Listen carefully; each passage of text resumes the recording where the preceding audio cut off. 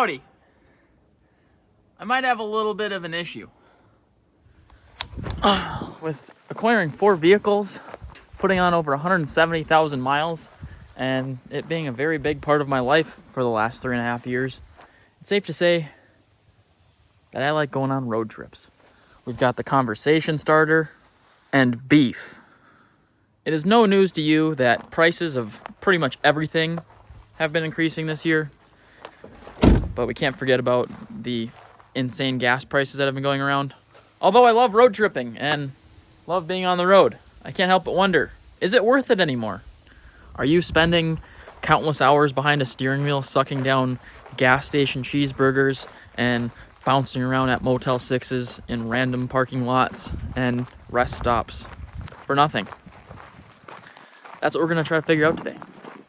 In this video, I'm going to be going over the costs of road tripping, the time spent, and the experience.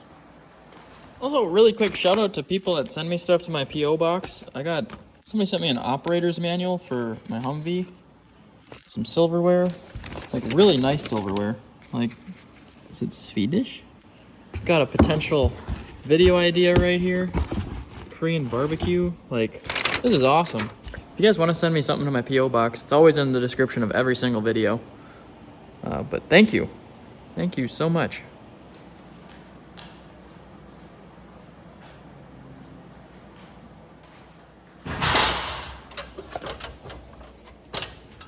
When I first started making travel content, I was doing it to save money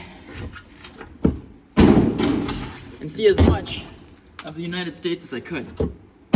Oh.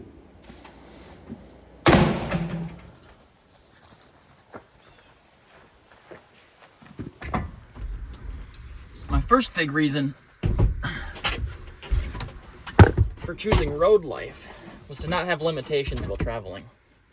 Think about it, when you travel on a plane, you have to set when you leave, when you arrive, and if you want transportation while you're in a place, it's going to cost you a little extra.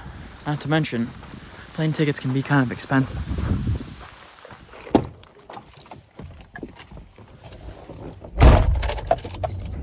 One of the hardest things about travel by air is that as soon as you book the trip, you are at mercy to the time that you allotted for your trip, which means you don't have any flexibility.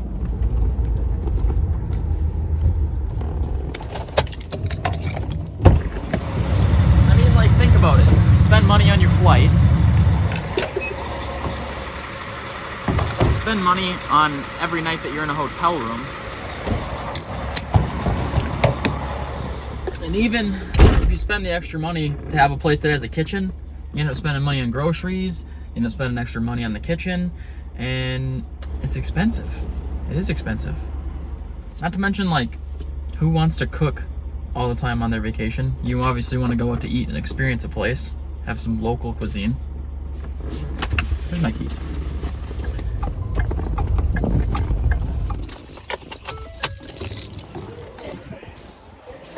The best way to get rid of that is to bring the home on the road with you.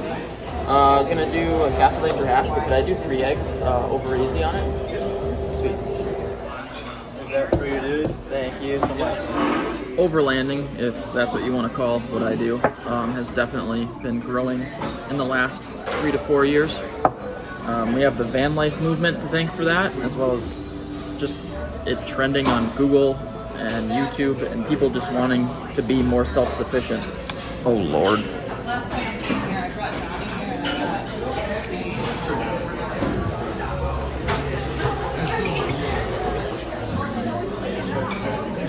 Never stood a chance. Back in the good old days, when I was just starting out the YouTube channel, around 3 years ago, the national average for gas per gallon was $2.25. Obviously this year, it's gotten a little bit higher than that. And it kind of led me to the question, with all the traveling I'm doing, is it really worth it? Do you actually save money anymore by road tripping somewhere? And if you don't save money, is the extra money worth the on-the-road experience?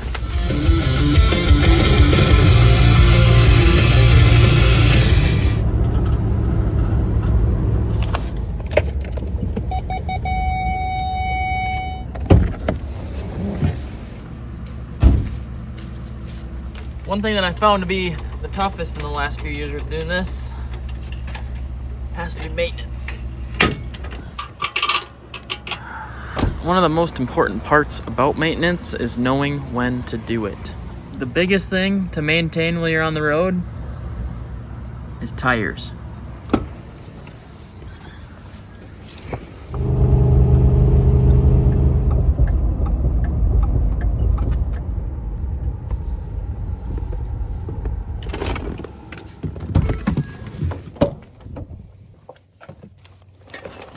Okay, all right, yeah, sure, why not?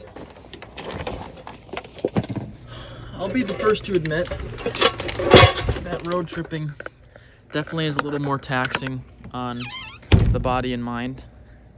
And it definitely can take some longer time to see the things that you want to see or to get the full advantage of road tripping. But I do also think that within the last 3 years, a lot of companies and businesses have become a lot more okay with doing at-home work or remote work. I've met people that are accountants, engineers, run their own businesses, of course, on the road, as well as people that just like find jobs just in the town that they're visiting.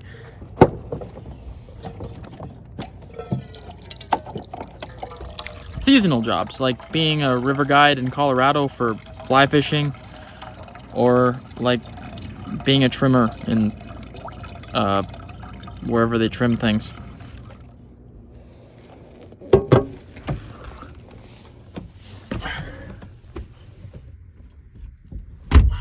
Another person that might find road tripping pretty fun is teachers, because they get some of the summers off. Sometimes they're able to do remote work.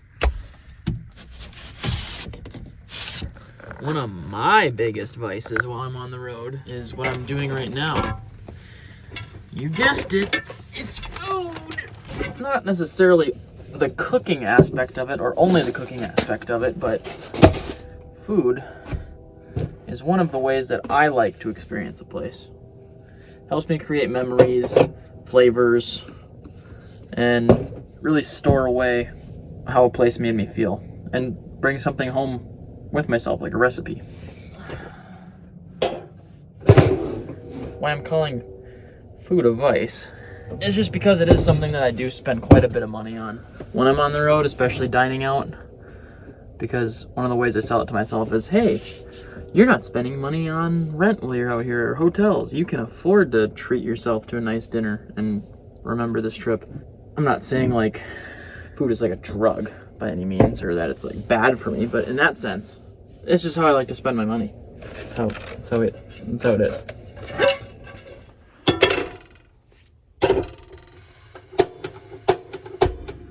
On average, on this road trip, this last one that I was on, like through Canada and New York, I was spending around $200 to $250 on food per week, which is a lot of money.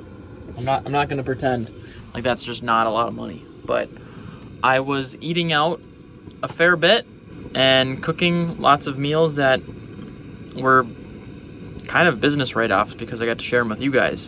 And also that was in Canadian, so. But when I was originally starting out, I was only spending around $20 per week on food. I was really scrounging together meals that were with leftovers or things that just didn't really require that much money. Little beans and rice for you.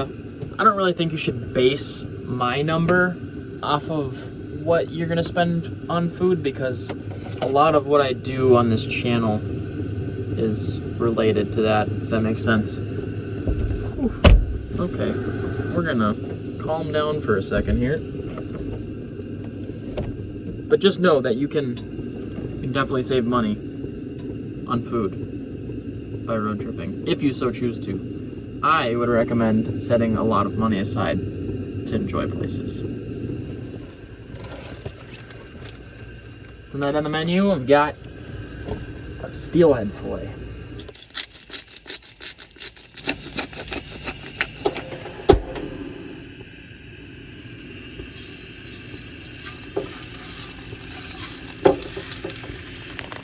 Also got ravioli.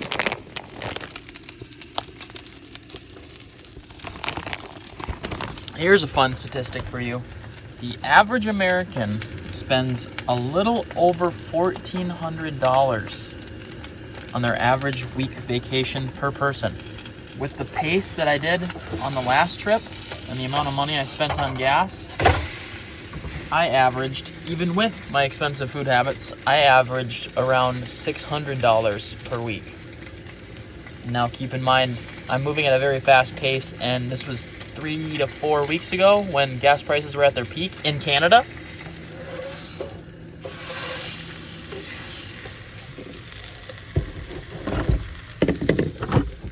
It's a good thing we're not in grizzly country yet.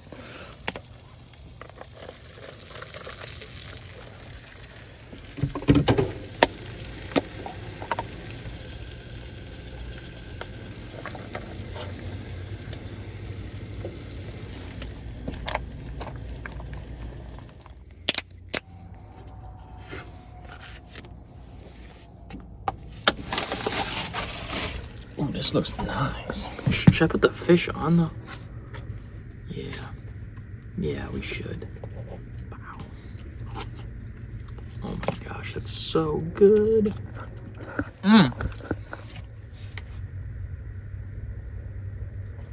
Maybe time to get a haircut. I'm eating hair. This meal? Bussin'. We've got a whole lot going on, baby. Oh my Lord. The one thing that road tripping has going for it is time and adaptability. What I mean by time is you get to see so much more on a road trip than you would if you fly somewhere. You fly into like San Francisco, right? You might spend an extra $120 on a rental car that smells like old ladies' farts and cigarettes to drive around the city and possibly go see like the beach or something. Maybe go see the Golden Gate, and it's cool. That's awesome. That's great. You had a great experience. Ooh, great experience in San Francisco. However, let's say you hear about the Marin Headlands, you hear about a sick fishing bite that's going on, you want to jump in with some locals and go do some local things.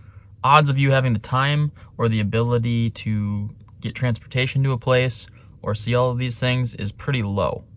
Now, when you're road tripping, you can just say, okay, hey, I'm going to take a couple extra days. I'm going to stay here. You also get to see a lot of the different places along the way. What I'm trying to get at is when you're on the road, the world is your oyster. You're kind of a local. It's like you're taking your home with you. It's not like you're leaving your home, which is pretty cool. Like I said, probably the biggest positive. Think about it, that's what really makes it worth it, right? Like, that is why you kind of deal with the struggle. As I'm eating my steelhead pesto ravioli, talking about struggle. Struggling hard, man.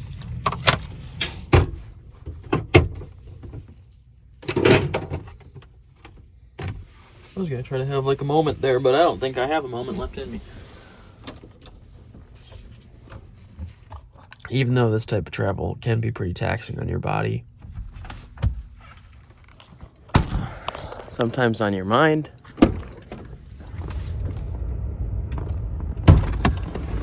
and a lot of maintenance. Oh, God. I would still think it's worth it in its own special way.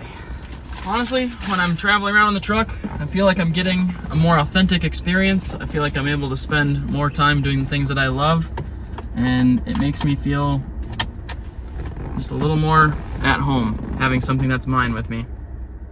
I definitely don't think that this type of travel is for everyone, but it might be for some of you, so I'd encourage you to at least give it a try. You'll know real quick if it's for you or not. If you want to do full-time living, if you want to do it for part-time, you can make moves and changes to your life that will allow you to do just that. So for me, yes, the answer is I think truck camping and road trip lifestyle is worth it, even if gas prices are stupid. I gotta get home.